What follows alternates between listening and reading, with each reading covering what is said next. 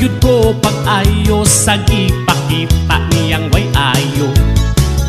Siya di ay makainom, dali ra magmaoy pagkadelikado. Sige kabirahan tungod sa batasan niyang walay klaro. Usa pa gani ka butilya ang nakurot, hubog na kaayo.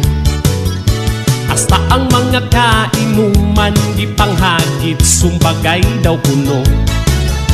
Ug ang usa ko ka barkada wa kaantos mibira diretso.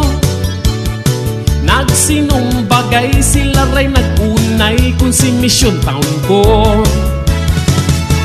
Ug sa dihang sila nagkagubot, nagniligiray ang mga daot.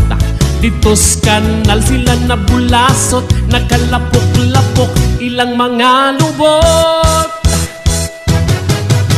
Maayo gali kay naaptan silang duha sa among kapitan.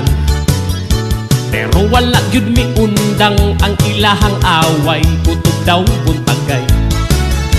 Bilib sad ko kang kapitan, iyag yung gibuwag ang nagsinumbagay. Apan ang kinumo sa akong kauban, siya'y natupahan.